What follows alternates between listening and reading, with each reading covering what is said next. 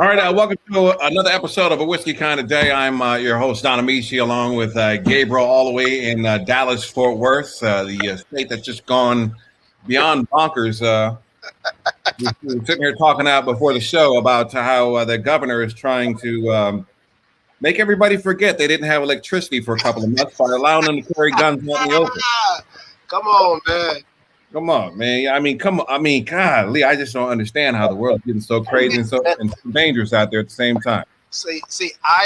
I'm not an expert in why they're putting this in place, but I do know there is a small sense of if a criminal has an idea that there's a possibility that you have something bigger and better than them, then it's a deterrent all on its own. I don't think people are thinking that way. We have the death penalty, and people still commit murder, and they still, they still commit crime. It's just there's also a great injustice in the justice system that we know to be true.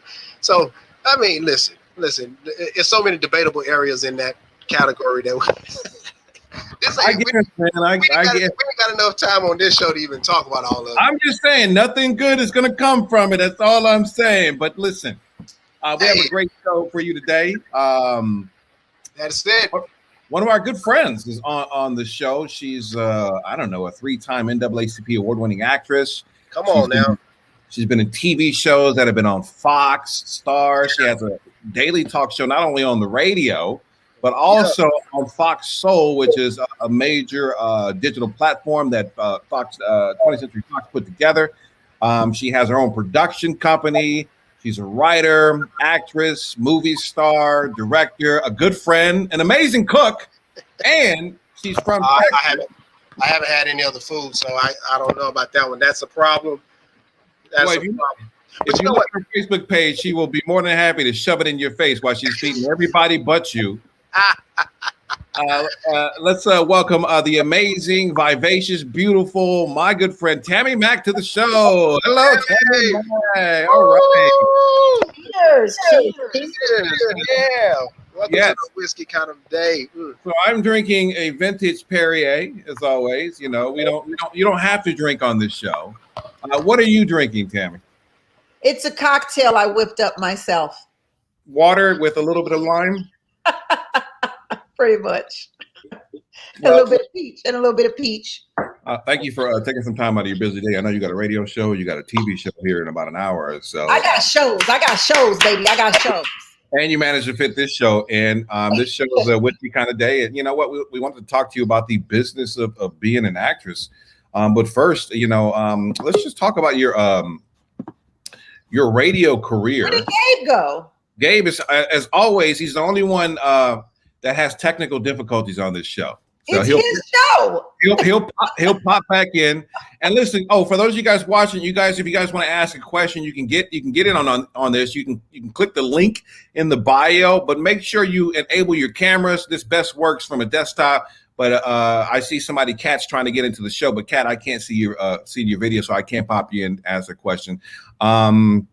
But the first question Gabe wanted to know, which I already know a lot of the answers to this, is how you could have just interview yourself as me.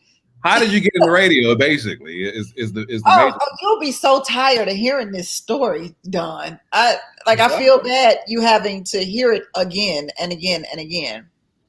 Well, listen, if it wasn't for your daddy pushing you down there to get you down to the radio station. And fathers, they get very little credit nowadays, That's a different kind of story. I like that spin you put on it, but it's the truth. Okay, so what happened was that daddy didn't want to be a babysitter for the day, so he just dropped off at the radio station.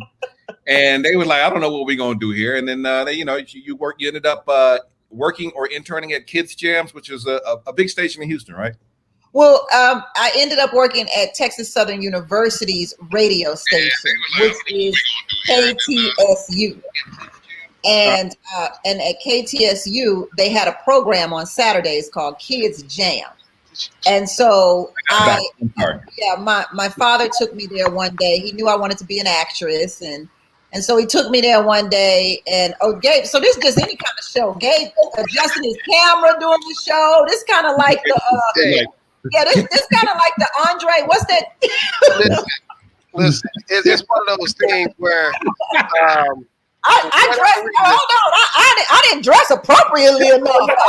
Listen, I ain't got all fancy. Hold on, I didn't know this was one of them kind of shows. This is a happy hour. Yeah. I got it twisted. I got it twisted. I mean, the host just goes on and comes off the show, and then he come on, he fixes his camera. Gotta get comfortable.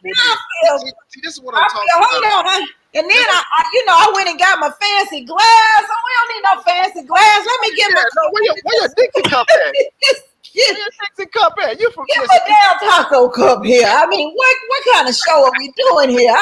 I just wasn't appropriate, but I'm ready. We ready now. We ready. We ready, Don. Okay, hold on. There we go. Now we ready. Okay. Right. This is why I set up in this area right here, because I want to be as LA as possible, because I knew both of you guys were going to represent the LA vibe, the entire Max. So yes, I am poolside just so I can fit in. Okay. All right, so tell us how you got up in there, huh? All right, homie. Hey, nobody believes Dunn is. I cannot. He like, I'm just gonna fix myself up. Let me see. Lord Jesus, it's a fire. You done messed up your prayer. So you good. You good. All right, so you got at the radio station, which is KTSU, Southern University. You ended up working on Kids Jam, which is Southern University. It's a difference. Texas Southern University. Southern University is far greater, far better. Mm-hmm. You know. Wow! Come on! Wow! That sound like fighting words right there. So you ended up working on Kids Jams, and that was the first time you actually got on the air. But you started kind of like everybody starts in radio. You were like answering the phones and doing. Yeah, I was answering the phones. I was just answering the phones. I was about 15 years old. The only thing they would let me do, huh? Well, I wasn't. It was like a voluntary show. I wasn't getting paid. Okay, I got you. All right. No. So so I was 15 years old. All they would allow me to do was answer the phones. And I got a little discouraged by answering the phones, and I wanted to quit. And my dad was like, "You don't want to quit?" You know, he kind of encouraged me to keep going. He was like, "You want to be an actress, right?" I was like, "Yeah, I want to be an actress." He said, "Well, I tell you what, when you pick up the phone and you answer the request line, you need to do your voices, do your funny, silly voices, and make friends with the people requesting the songs, and maybe the DJ will play that song, and then the people will think you paid the song." And I was like, this sound kind of fishy, Dad. I don't know about that. This sound like you punking me right now. But I'll give it a try. Was that a big thing though? Was that like really a big thing if you were to tell the DJ to play the song, and then he actually played the song, and you was like, "Yeah, I got that." I mean, she was the girl with the hookup. She had the that was that. Let me tell you, I am a radio buff. Right. So I have always listened to the radio from the time I woke up in the morning to the time I go to sleep. I've always gone to sleep with the radio on. I don't do it as much anymore because I listen to the radio all day. I'm on the radio. Yeah. But it is always a listener's it is a listener's dream to call the radio station, ask for Donna Summer Bad Girls, and then the next song is Donna Summer's Bad Girl. Like, that is a listener's dream. You know, a lot of people don't know we can get in trouble for that. You know what I'm saying? Like, why are you playing Donna Summer's so-and-so? It was a request. Well, we can today, Don. We can today. Yeah. But because it's a new day in radio now. Yeah. But back then in the 80s and the 90s and any years prior to that, the DJ played what the hell they wanted to play. Yeah. But that's not what happens today. DJs don't play what they want to play. And for people who listen to the radio, and you're like, why they keep playing the same old songs? Because it's a system. Right. And it's people at the top who are programming the people at the bottom to play these songs because they're in cahoots with the record labels. Yeah. I work at one of the only stations that probably, will allow you to play the music that you want to play. So. Yeah, right. Radio free, which is radio free. That's a good statement. So how does it feel to work at a radio station owned by such a legend? like Stevie Wonder? How does it feel? It feels surreal because you never would think that you would meet Stevie Wonder a day in your life. Like, why would you? And then it feels surreal because you definitely wouldn't think that you could have a relationship with Stevie Wonder in any kind of way. So yeah, my camera's not on? No, not you. This somebody else trying to jump into the whatchamacallit. Oh, okay. Yeah. Yeah, so for those reasons alone, I think, how does it feel to work with Stevie Wonder? It feels surreal. It feels very surreal. Like, it's something that you would never imagine that would happen in a lifetime. You know, that's one of the awesome things that I've admired about both you guys' career.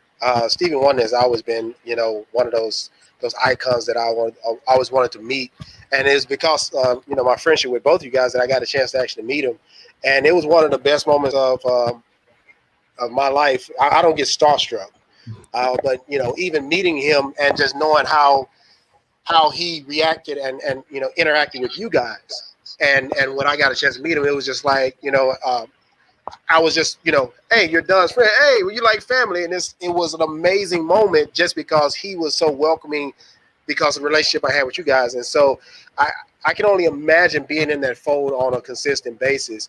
And you know, I think it's absolutely amazing. But also, you guys still do an amazing job on the airways, which, you know, gives you guys the accolades and the power to be great you guys selves. And just, you know, knowing both of you and what you guys done has been an amazing journey for me as well. Because I mean, I enjoy watching you guys do your thing. Every time I see I'm watching TV and Tammy pops up on a commercial, I go, there go Tammy again. What you need to be saying is, there go Tammy checks again. Listen, I'm counting checks too. I'm counting your bank account. Every time I see you, I say, I wonder how much you got paid on that one. What was that State Farm? Yeah, she be having 25 of them rolling all at once. I can't stop her. I got one coming out now. I just did one last week. Yeah, worse when you're watching a TV show. She in the TV show, then the commercial pop up. She in the commercial on the same damn time, and I'm like, why can't I escape? I have a moment free to myself. But you know what, Don? I'm gonna say something about that, and I think I shared this with you before, but you might have forgotten. You know, sometimes I get a little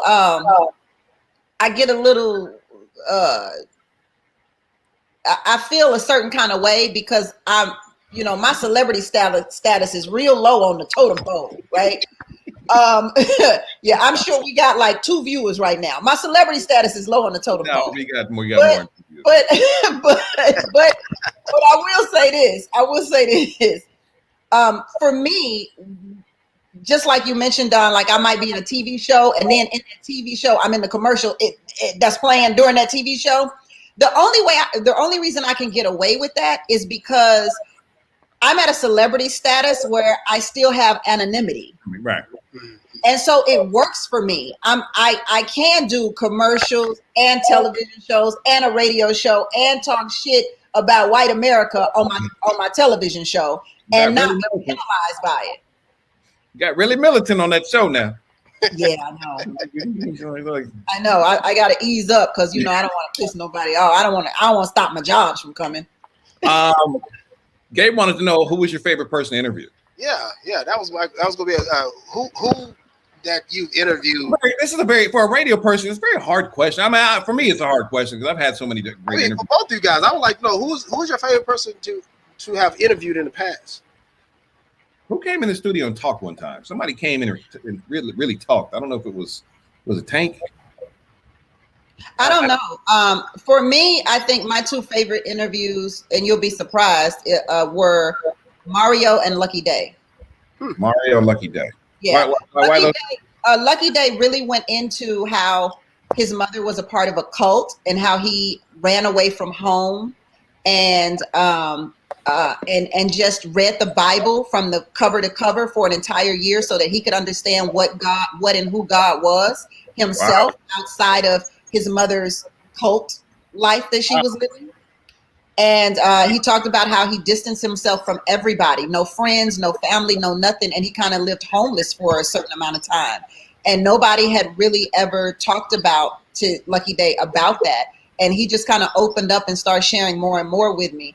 And so that was one of my favorite interviews because it was about this young man who was kind of coming into himself. And then Mario was one of my favorite interviews because he shared how his mother went through drug addiction, and his mother ended up dying, right? And he talked about how he had to forgive his mother before she died, long before she died, because he ended up moving his mother in with him, trying to take care of her and making him a part of her world so that she could get off drugs. Unfortunately, that did not happen for him. But he said that he forgave her long before that. And he had to forgive her because if you don't forgive people, this is what Mario taught me. If you don't forgive people, then you judge people. And when you judge people, you tend to put your emotions on them of hate or disdain or however you feel. You can't love someone that you judge. Wow. Is what he said to me. You know, I love it when artists come into the studio and really it's kind of a rarity. But when they come in and they just open up and they just give you a real personal aspect of their life and really connect with the audience. You know, I've interviewed so many artists throughout my career, you know, both of us, it's a rarity when they come in and share something that personal. And it really makes a greater interview because really here you are humanizing an artist who has some music that they're here to share, but also it's humanizing them on a whole nother level that shows that they go through the same things that you may have gone through, you know, and maybe how they help heal from that whole situation. That's a dope. But also, I'll say this: it's also incumbent on the host to be able to get that information from the person that's being interviewed. How comfortable do they feel with you sharing their stories? How much do they respect you? What kind of day are they having? And are you going to make their day worse? Or are you going to make their day better? Because I've had horrible interviews too, where I just had to get people out. K. Michelle was one. K. Michelle came in and I don't know what she was on. And I had to be like, okay, thank you very much, K. Michelle. You know, thank you for stopping by. I appreciate you. Have a great day. I could get nothing out of her. Did she not want to? She didn't want to talk. She just was very. She didn't want to talk. Well, I eventually found out that maybe she had been medicated, and the medicine had taken a toll on her to where she kind of was out of it. And so I guess that's what happened. I don't know. It could have just been the way that her people spent the story. Because you have these promoters and record companies and TV stations that they find a way to, I'm not promoters, public relations people, publicists, and they find a way to spin it so that the narrative about their particular client is not a negative one. So I understand. Would you tell people to get in the radio right now? Absolutely not. Yeah. That's an interesting statement. Why would you say that? Because nobody's listening to radio. Yeah. Everybody's listening to Spotify, Pandora, not even Pandora anymore. Spotify, Apple Music. Everybody's digital now. I mean, this on-demand type of stuff. A whiskey kind of day. This is a digital program. This is a digital platform, and everybody is digital. Yeah. And so, I mean, I wouldn't even advise people to go to TV because nobody's watching TV. I mean, I sound so old. Back in my day, there were only 3 television networks: ABC, CBS, and NBC. And now you have you have so many cable stations, first of all, that you can't even watch them all. And then you add all of the platforms that you have, the Tubies, the Rokus, their platforms. And then you have all of the digital sources. Like this is coming from a completely different digital source. Right.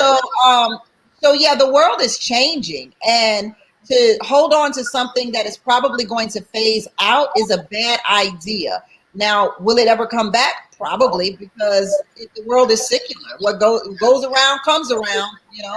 Yeah, I think radio has to do a good job of reinventing itself to make it to where people use it more frequently than they use it when just by listening to the radio. Like the radio and I equate this to what the record companies didn't do when Napster came out, was adjust to the new technology. And radio has not done a good enough job adjusting to the digital platforms and digital technology and digital media. They're still like, use us and turn us on, instead of how do I get you to use me when you're at home on your phone? How do I bring you back into the radio station brand? And until they figure that out, it's really going to be a dwindling business. Even if you look at the ratings are, all of the younger radio stations are starting to slip from the number one spots, and all of the other stations are starting to become number one, because older people still are stuck in their ways and they still listen to the radio.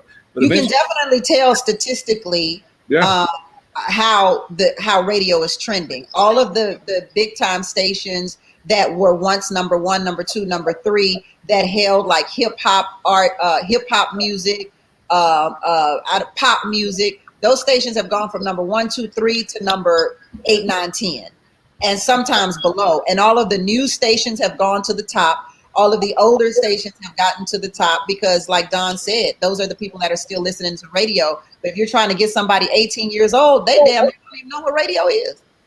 They're like, oh, isn't that for old people? Yeah. That's the old time. So how did you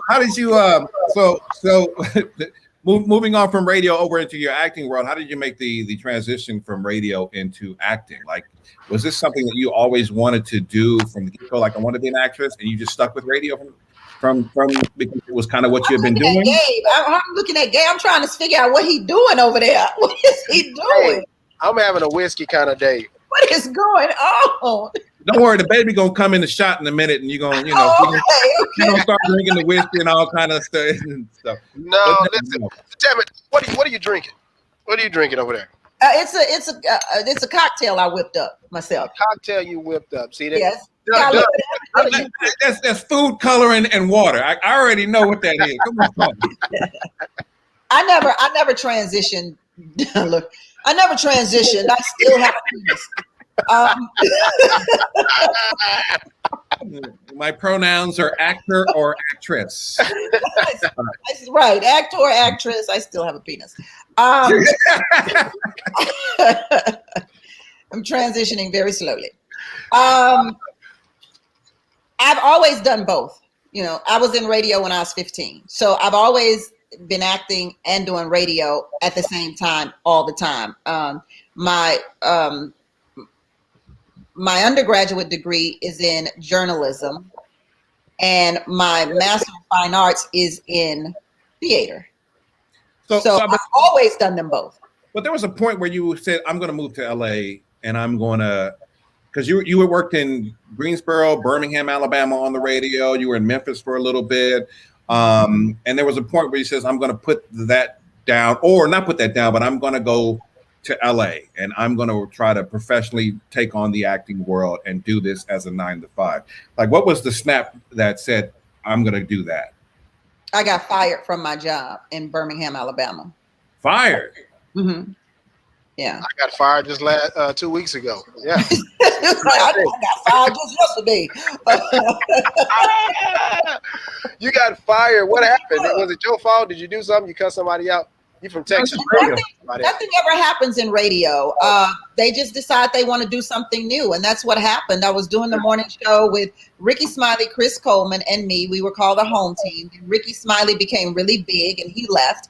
And then Chris Coleman got fired, and they replaced Ricky with a young aspiring comedian named Sid Delaney. And then they replaced Chris with B. Bryan, and we became the home team. And they weren't necessarily happy with the show because they felt like we didn't bring enough comedy. We didn't bring enough blackness. We started talking about stuff like, this is interesting because I'm just now thinking about it, but we started talking about stuff like pushing people out to vote. We started talking about the congressmen and senators, and we started talking about city council members. Like, we got a little more in depth into. You trying to wake the people up? Is that what you're trying to do? Yeah. Wake the people up. Ruffling feathers. That's what it was. In between Snoop Dogg songs, we were trying to wake the people up, and I think that they were not happy with that at all, and was like, we got to get somebody else in here to do. They asked us to do prank phone calls. I refused to do prank phone calls. So they were like, we got to get somebody in here to be an ass because they too serious. We can't do this. Wow. And they got rid of the whole team. Wow. So you said, you know what? I'm not that I'm done with radio, but I'm just going to use this opportunity to say, you know what? Let me go. Like, was there just you got fired? You didn't think about going to go do radio, or you just said, you know what? I'm just going to try. Like, what clicked once you got fired and said, I'm going to come. I need to move to LA and pursue this acting thing full time. I don't know. I don't know. Different. I don't know. It wasn't anything different because it was always my dream. Right. So keep in mind, I was acting in Birmingham. Like I have always been acting. Okay. So I was doing little independent films in Birmingham. I was doing commercials when I was in Birmingham, when I was in Greensboro. I mean, I was auditioning for movies like Ray with Jamie Foxx. You know what I'm saying? Like, it was just a decision. It was a decision that you made to say, you know what, Birmingham is done. I'm moving to LA. Well, what happened was when I lost my job in Birmingham, I moved back to Houston so that I can kind of get my bearings straight. You know what I'm saying? I didn't know get home what my plan was. Yeah, so I'm like, let me go home to my mama and and get a little mama love because ain't nothing like that mama love. You know, ain't nothing like mama to say, oh, baby, you've been good all your life. You can handle it. You strong. You're a strong Black woman. You got this. Do it. You know, what you want to eat, baby, let me fix you something. You know, here's a little change, you know, go on and put the gas in your car. You know, so I needed that mama love. So I went back home, got that mama love. And from home, I started like applying for radio and television jobs, mainly news jobs because journalism was my thing. So I started applying for those types of jobs while I was in Houston. And I applied almost everywhere. Like I applied in Houston, I applied in Cali. So Cali was on my mind. It was just only on my mind if I got something. Right. And then I was watching the Oscars, I think it was, and somebody Black won an Oscar. And I said, oh, I'm sitting here in my mama bed. I can't do this no more. And Black people winning Oscars. Wow. And within a week, I was gone. Wow. Like that. Hey, I had packed up everything and I left. And what I did, and I tell people this all the time, but what I did was I scheduled myself interviews with every radio station I wanted to work at in LA. I scheduled myself interviews with program directors in LA. And I say I scheduled myself because I would call them and say, hey, this is Tammi Mac. I'm like Robert Scorpio was one of them. Robert Scorpio was the program director at The Beat. Mm-hmm. I think it was The Beat. Yeah, at The Beat. And let me tell you, if you call a program director at a radio station, you are going straight to voicemail. You're never going to get him. Don Amici was lucky when the program director at KGLH literally picked up. Yeah, I only got lucky because his brother's name is Don Amici and thought his brother was calling it. True story. Oh yeah, that's right. His brother's name was Don Amici. He thought you was his brother. True story. True story. Okay. And that's how he got in. And so I called Robert Scorpio. The phone went to voicemail, and I said, "Hey, Scorpio, this is Tammi Mac. I'm coming into LA, and I'm moving to LA. I'd like to interview with you for a radio position at The Beat. I'll be there Monday at 11 a.m. at your office." I like that. I said, if you have a problem with it, call me and let me know so we can adjust the time. I love that. Okay, first of all, that's a great nugget right there. Schedule yourself an interview. I'm going to be here. Here's the time. If you don't want me to come, let me know. And that's beautiful. That is. Well, it wasn't my idea. I got the idea from this. When I worked in Birmingham, there was a sales associate named Pam. And Pam said, as a salesperson, she would schedule her own interviews. And I said, what do you mean by that? She said, you have to let them call you and tell you no. No. You don't tell yourself no. That's amazing. Wow. And so that's what I did. And so everybody that I called, I end up interviewing with. Everybody. So you showed up with Robert Scorpio. Now, did you guys connect on the Houston thing? Because I know Scorpio was at, I want to say Scorpio was at the box in Houston before Tom Calicote. He was. Yeah, so did y'all connect on the Houston Scorpio was at Magic One. Scorpio was in Houston for a long time. When I was in high school, I was listening to him. He was a D, like he was a wooka DJ. Oh, word. Oh, I didn't know that. Oh, okay. Yeah. So you show up, he says, "Hey Tammy, how you doing?" Like he wasn't. I show up, he brings me in, shows me around the station. I did that for 4 program directors. Wow. All of them saw me. Wow. All of them. That is an amazing story. That is absolutely amazing. That's the first time I've heard that. It talks about the confidence that you had during a time where most people may have been defeated. You lost your job. You're sitting at home with your mom. You can't be. Well, I was defeated. I was sitting at home with my mama, so I was defeated. Right. So if most people who are defeated, they're in this slump of woe is me, waiting on that next opportunity. Where you took this moment, you was like, it's not going to come. I'm gonna have to make it. I'm gonna have to make these opportunities that's in front of me, and you took the initiative to make them or force them to either call and say no, or guess what? I'm walking through your door expecting to see you. Yeah, and let me tell you, I went to see Jimmy Steele. Is it Jimmy Steele? Jimmy Steele, Power 106. Was that what, Power 106? Okay, so here's a funny story. And that's where Big Boy used to work, right? Mm-hmm. So I went to see Jimmy Steele at Power 106 in LA. And I had scheduled my own appointment with Jimmy Steele, right? And so I go at the appointed time. I love it. The balls. I love it. And I tell the receptionist, I said, I have an appointment. She's still transitioning. Yeah, I'm still.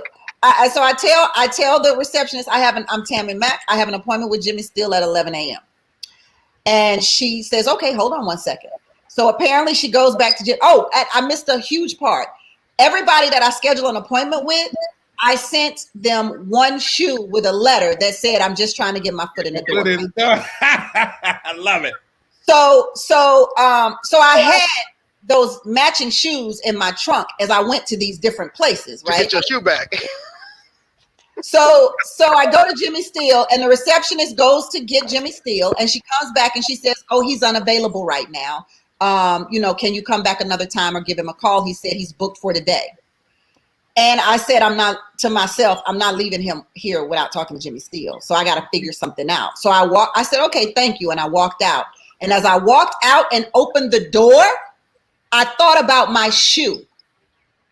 I said, my foot in the door. He's got my other shoe. So I go downstairs to my trunk, pull my shoe out, go back upstairs, give it to the receptionist. And I said, could you tell him he has the other one? I'll need it. She took that shoe.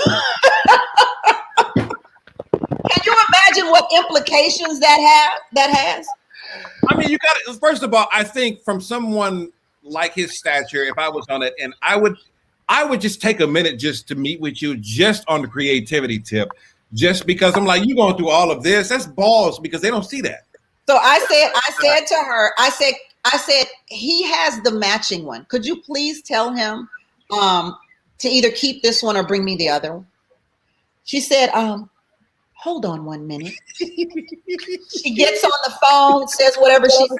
No, the first time she got on the phone, this time she got up, walked to wherever he was, and he walked back with her. And we sat down and I interviewed with Jimmy Steele. Yeah, wow. Let me tell you something. I called him for months trying to get him on the phone. He's not an easy person to get on the phone. Yeah, he was at the biggest radio. He was at the #1 radio station in the #2 market. Why would he transitioning? Why would he pick up the phone?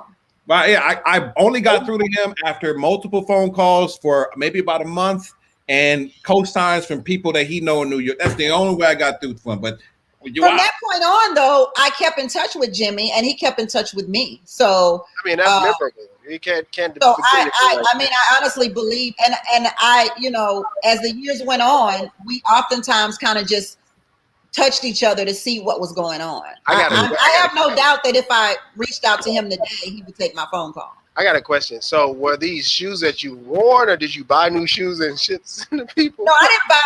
I'm a shoe fanatic, so I have a ton of shoes. And did you get your shoe back?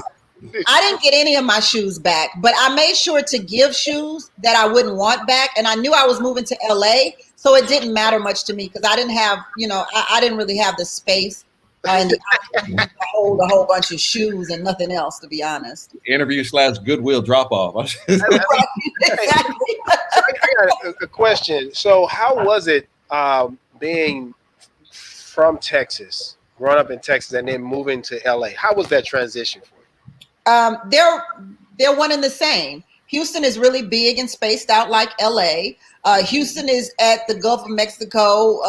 Los Angeles is, both Texas and Los Angeles were stolen, or stolen states from America that belong to Mexico. Yeah, so, they both belong to Mexico. Technically, you're right. Pretty much the same. The traffic is thick. The highways are multiple. It was pretty. It was the same to me. It was like I belonged in LA. It was easy. It was just a transition. But so let's talk about some of the costs of being an actress in Los Angeles. What were some unexpected costs, or what did you have to prepare for financially when you came out here? Because it's a very expensive city to live in.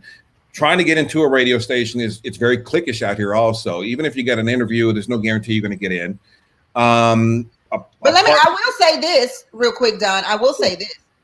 Robert Scorpio ended up offering me a job years later, a few years later. So it did pay off. But initially coming out here, the cost of saying I'm going to go to LA and be an actress, what were some of those costs that you kind of ran into making this move into LA? Things that you may not have expected, whether it be apartment or acting classes, or figuring out Actors Access or LA casting.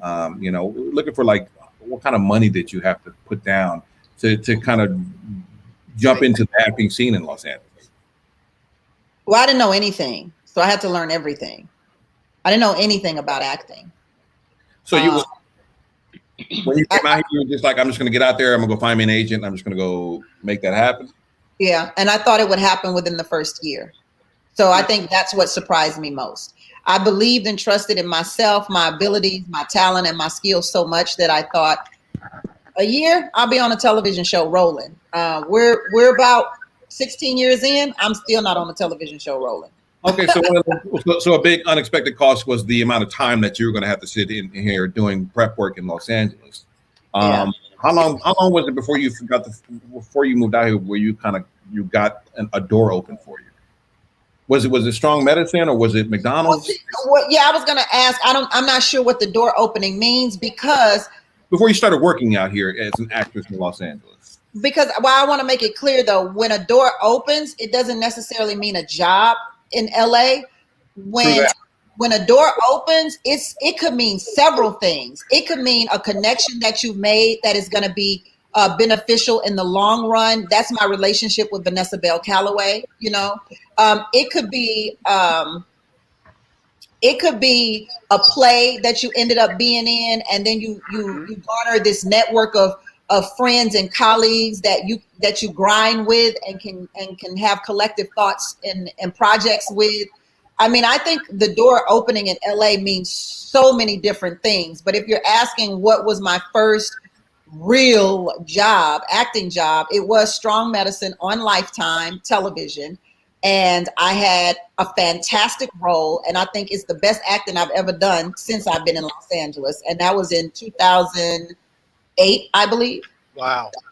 How did you end up getting Strong Medicine? I had an agent.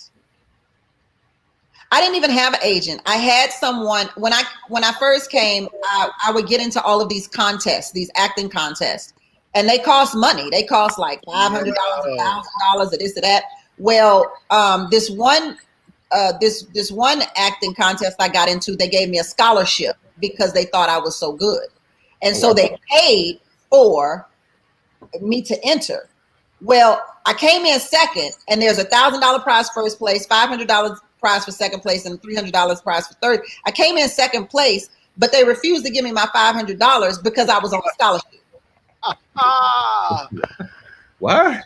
So I'm like, well, did I really win, or did y'all just make me win so you keep your money? Keep the money. Wow. Wow. So but at that particular event, there was a young man who worked at a talent agent who said to me, I can't sign you because we're a big agency, but I want to hip pocket you, which means I want to kind of hold you in my pocket and send you on stuff here and there that I can get you into. And if you book enough jobs, I can convince the agency to sign you. So he hip pocketed me, and he sent me on a lot of stuff that I almost got. A lot of stuff I almost got. So I wasn't doing bad. I was doing excellent. And then Strong Medicine, by the time I booked Strong Medicine, I had already gone in for the casting director like 7-8 times. Oh, wow. Wow. And then I finally booked something. And what's interesting is because he was hip pocketing me, I felt like I wasn't getting any feedback or anything. So I called the casting agent myself. I said, hey, I've been in with you like 4 or 5 times already. Can you please help me and let me know what I'm doing wrong? He said, if I'm still calling you in, you're doing absolutely nothing wrong. Everything's right. We just got to find the one for you. And the one for me popped up. Wow. That's pretty dope. That's very dope. That's interesting. Like when I first moved to Los Angeles, my journey was I thoroughly thought it out, planned it, and I got out there and kind of my same thing. I was like, I'm gonna be on TV or doing my thing in a year's time. And for me, I was there 3 months, and then I was in a major motorcycle accident, and that's kind of LA for you. You just absolutely don't know how it's going to treat you or what your journey is going to be, and you got to just be prepared to weather whatever that storm is. And to know, Tammi, I mean, I didn't know this story about you, but to know that you weathered Los Angeles so much, knowing how challenging Los Angeles can be mentally. Cheers to you on that. And that's interesting you say the mentally thing, because I did not know that it would be mentally challenging to move to Los Angeles. So if I was to share anything with people who want to come out and live this dream, I would tell them, prepare for the mental agony that you're going to receive. Because I had 2 panic attacks, and it set me back. Wow. When it happened, and one was so bad that my aunt and uncle had to fly out to make sure that I would survive. And they were like, you know, you can always come home. You can come home. We will not consider you a failure if you come home. I said, but I will. So I'm not coming home. Was it the constant rejection of knocking on every door? Because that's more than that. It's so much more than that. It's more than that. I mean, rejection is rejection. You know, everybody gets rejected. But you're in this land that you don't know anyone. You don't have any family. Keep in mind, when I moved to LA, all my family's in Houston. Mm-hmm. So you move here, and it's not like I moved here to go to college where you're in this bubble. Right. You know, if you go to college, you're in a little bubble, and you begin to meet people who also are in the bubble.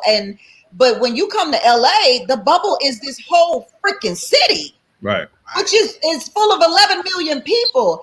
And you don't know where to start. And I mean, it's simple stuff, Don, that you as a Los Angeles native wouldn't understand. Like, for instance, when I ask for directions and somebody tells me to go south or go north, where the fuck is that? Is that left or is that right? That's real. I mean, and you're sitting in the middle of the 405 not knowing where you are. And when I say sitting, I mean you're literally sitting because it ain't nobody moving. Nobody's going anywhere. So it was that overwhelming for you? The city was that overwhelming for you when you got here?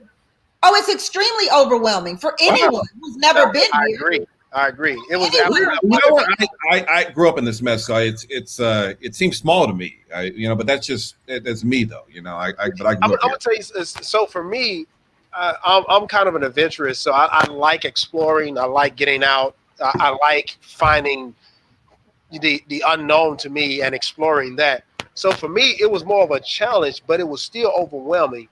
And I can understand how if someone is coming there and they're, I mean, like for example, when I moved to LA, I moved straight in the heart of Hollywood because I was like, yo, if I'm gonna get a job, I gotta be in Hollywood. I gotta do this, this, and this. And I get that. I'm like, there is no real jobs in Hollywood.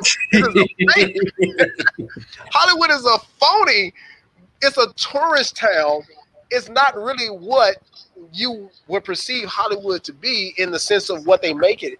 So no, it can be completely overwhelming because once you get entrenched in what LA is, it is completely different from what the ideal of what LA is.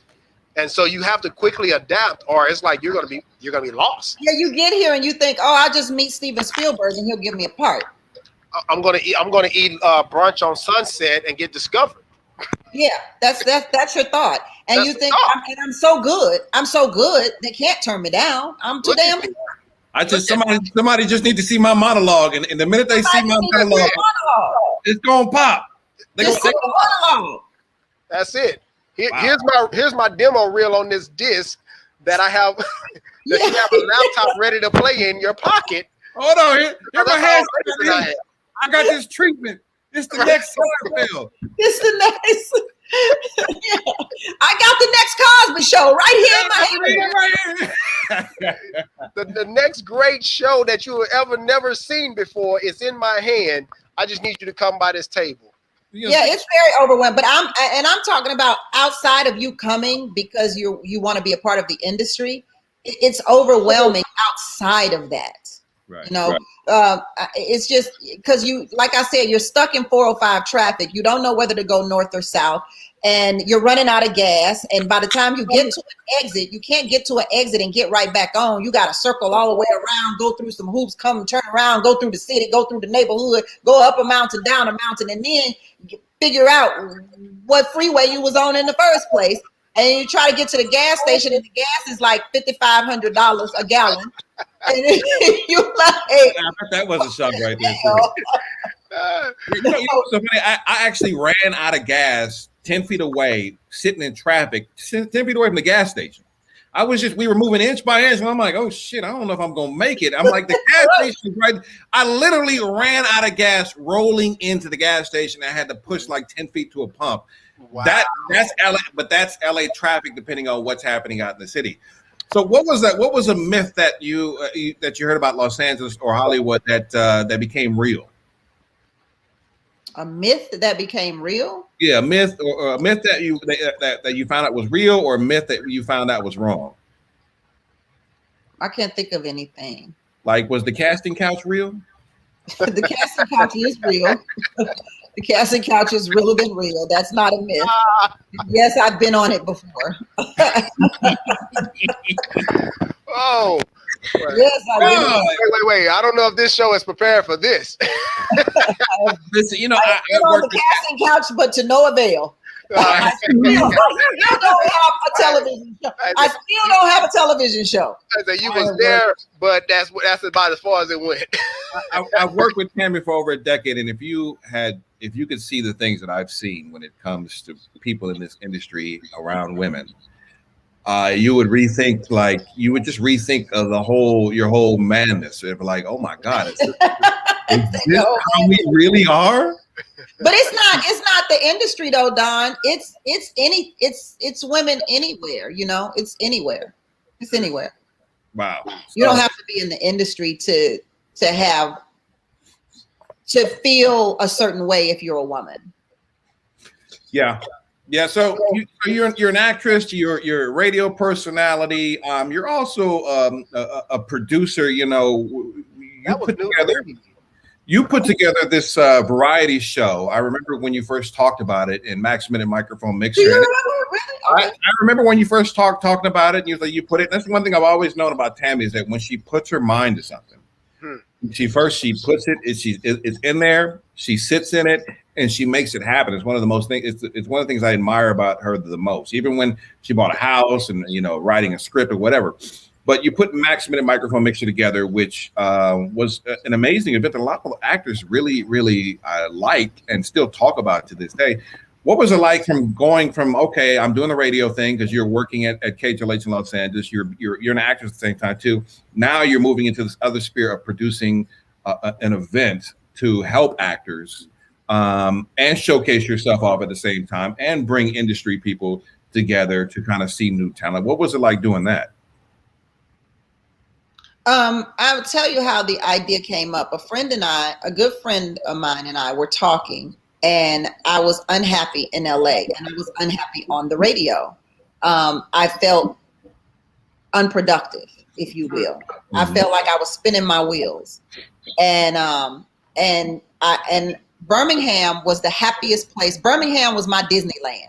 It was the happiest place on earth for me when I was in Birmingham. I loved going to work every day. I loved hanging out every day with my friends and the city of Birmingham. It was just, I was living high on a hog in Birmingham. And I would always talk about Birmingham. And so one day my girlfriend said to me, you need to recreate Birmingham in LA. So let's write down a list of things that made you feel good about being in Birmingham. Wow. And so I remembered that when I first got to Birmingham, I was miserable. And I was miserable because Ricky Smiley was this big time comedian in Birmingham because he'd been on Def Comedy Jam or Comic View, whichever one it was. And then the other guy who was on the show, Chris Coleman, he was the baddest DJ in Birmingham, and they were both from Birmingham. Mm-hmm. So they were hometown heroes, hence the name of the show, The Home Team. Right. I come in from Greensboro, North Carolina, by way of Houston, Texas. I don't know anybody. Chris Coleman tells me you got to get out and get lost in the city, right? So that you can know people. And I didn't know anybody. And I remember complaining to Jackson how Ricky is this big time person. Chris is this big time person. And I'm like a nobody. I'm like the woman on the show that laughs at the jokes. And I don't want to do that. I don't want to be that person. I'm more than that. And he said, well, if you're more than that, then be more than that. And I was like, what does that mean? What does that mean?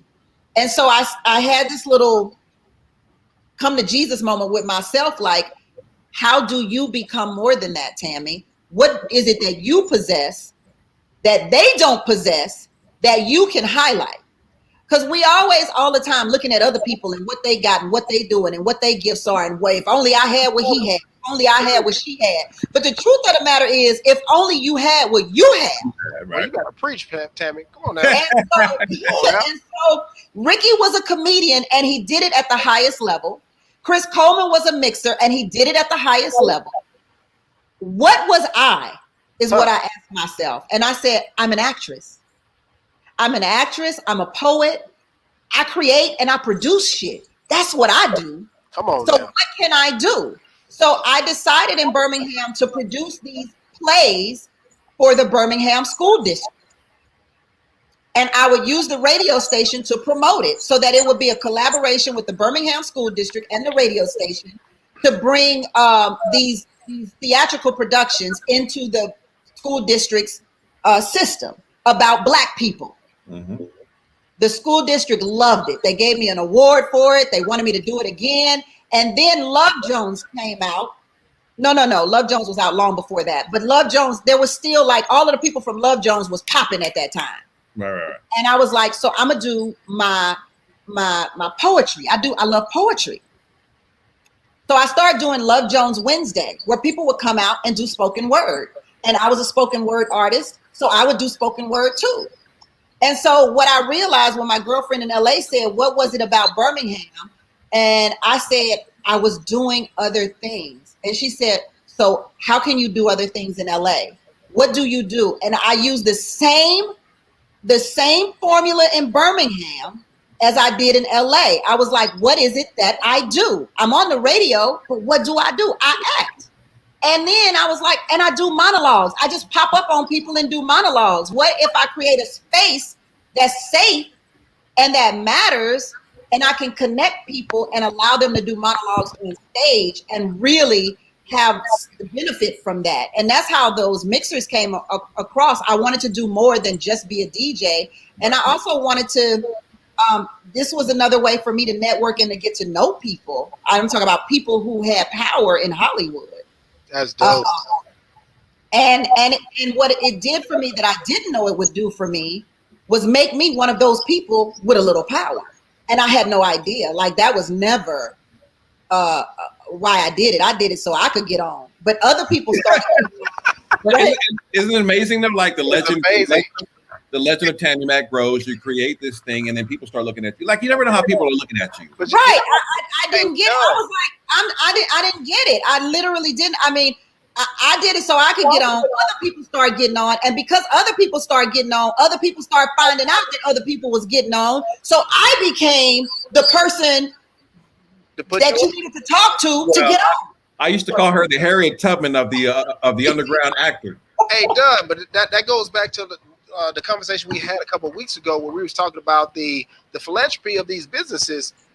When you're in position and you're putting your energy not only into how you move forward, but also to how you give back. Mm-hmm. That give back game is just as important.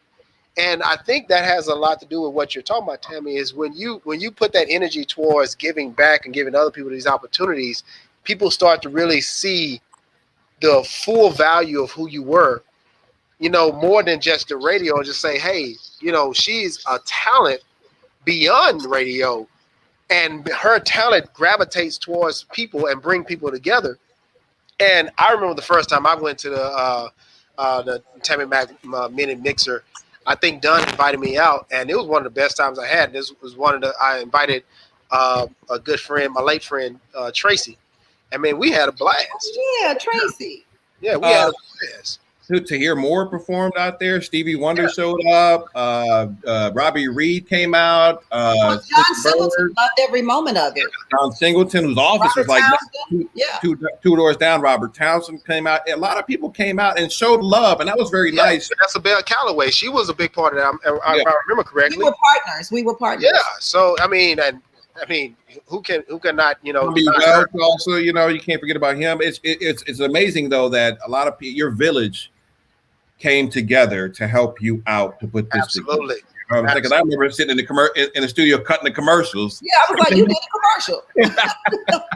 We gonna make this work. But I think that's another key thing also is that you have a village around you that has been there to help you out and Absolutely. to help facilitate your ideas, whether it's me or Jackson or Don B. Welch or Vanessa Bell Calloway, you know what I'm saying? And they see that you're really trying to do something good. And then I think they also pull from their network to help make this kind of a big thing. And it has a great memory in a lot of actors' minds. And I'm going to do it again. I promise myself that if ever I am on the big screen in a movie, I will bring the mixers back. So I am waiting to be a part of a movie that hits the big screen, and the very next month, I'm going to do the mixers. What are you branching out? Do you see yourself branching out more and more? I mean, I know the answer to this, but do you see yourself branching out more and more because you love to write and trying to start flexing that muscle more and more on a consistent basis? One of the guys who used to come to my mixers all the time, Gino Brooks. We're actually getting ready to produce a movie together. So, wow. Yes, I can't. I've been hearing about this movie, and she's been putting she put in mind to something. You know, once you start having to hear about stuff for 2 and 3 years, Don. Listen, well, listen, we almost are running out of time. Just a couple more questions. What are some things that keep you grounded and focused in this whole thing? You've got a radio show, you've got the TV show, you're an actress, and so for some people that a lot of that stuff, although you're working in it and you may not see it, but for some people that may go to their head.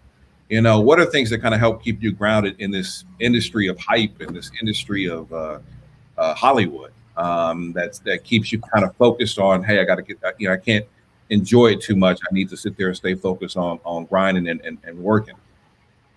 My social media interaction keeps me grounded because I usually get about 200 likes. Okay. So that'll keep you grounded. I mean, that's a good thing, though. It's a good thing. You're doing better than most. I mean, 30 views, 200 likes, 30 views. So it's two people on this stream thing right now, and I done told you to show more skin a long time ago. You don't want to listen now. I maybe I will do that. Maybe I'll have to bust it out and get some skin in the game. But yeah, that keeps me grounded. Just knowing that it's not. I don't think it's God's purpose for me to be this like big, gigantic Beyonce type of star. I think because my love is kind of with people that come from where I'm from, and I haven't stretched myself to go beyond that. Mm-hmm. I think that my place is to stay right here and to sit in it. That's my thoughts. And so I think that everything you're going through is preparing you for that gigantic opportunity that's really, that's really going to happen. I think you just never know. We both have a friend who equates Hollywood as you have to stand in line and wait for your number to be called. He says, "You got your ticket? Are you in line?" All right, because if you're not in line, you're not going to get called. And so you just kind of, but while you're in that line, you're doing so much, you're meeting so many different people, and you're interacting, and you're getting prepared for that one moment when your number does get called, and and my biggest thing is I enjoy seeing people that I know be successful, and that's one of the things that I commend is Tammi. You've always been on the grind. You've always kept doing. I mean, and I enjoy. Every time I see you, it thrills me to see you on TV because I applaud you, even in silence, about your success, because I know how hard it is in LA. I know how hard it is to be committed to the career of acting, to the career of entertainment, and to know that you're still pushing forward. And every time you land a gig, I know how hard and how dedicated it took, how much dedication it took to get where you've been and where you're going. And it's exciting for me. So every time, I just want you to know, every time I see you, I'm celebrating with you. And that's one of the things that I think we miss as a community is the celebration from those around us.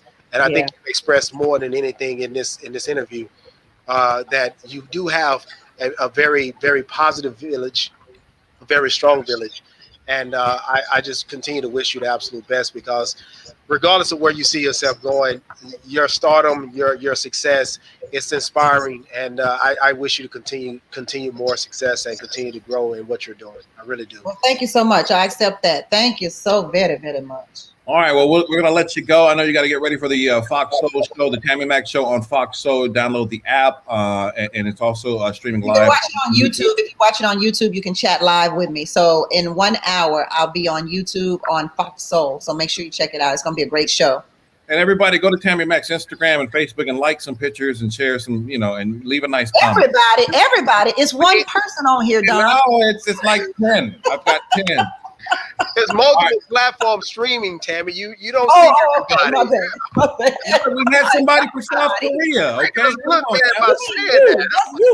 you. We're talking to you. You. You. Let me log off so Tammi won't see that.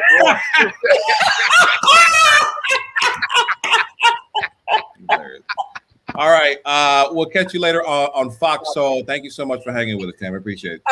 I'm honored that y'all asked me to be on the show. Thank you. All right. Bye-bye. All right. What an amazing interview, man. It's one of my good friends. I've known her for. The funny thing is that when we first started working together, we didn't get along, and we both had egos, and I remember yelling at her, and and she was trying to warn me about certain things, and I couldn't listen. But you know what? I had from the very jump, I had a very fond respect of her work ethic, and I think over time of us working together for over a decade, we just kind of developed this great relationship, and it's like best friends here. We talk every single day, and I try to help her out as much as I possibly can, just by being a friend or whether it's professional or whatever she needs, and vice versa. So it's what's crazy? the moment that I remember most about Tammi, because I've met her a couple of times, but the moment I think we became associates in this circle of friendship, there was a birthday party at your house, and again, our late friend Tracy, Yeah. He pitted us together and made us do a improv. And I don't even know if you remember that, but we did an improv at your dining room table, me and Tammi, and we was going back and forward as this angry couple that just so happened to find out at the end that she was pregnant or whatever the case may be. It was like some craziness or whatever the case.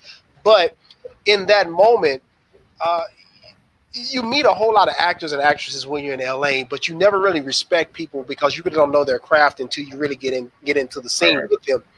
And in that moment, I was in that scene with her, and I was like, "Damn it, she is bringing it." And so I gotta bring it. I vaguely remember that. I think I vaguely do remember that. It was a serious scene, right? It was, man. And I was like, man, hey, she is bringing it so hard that I need to. And I think I was a couple of drinks in, but I was watching that. And I was like, shit's getting kind of real in here. It got real serious real fast, and it was like, yo, what's really going on in here? But that is the moment that I realized I was like, this is a real circle of talented people, and I enjoy being a part of it.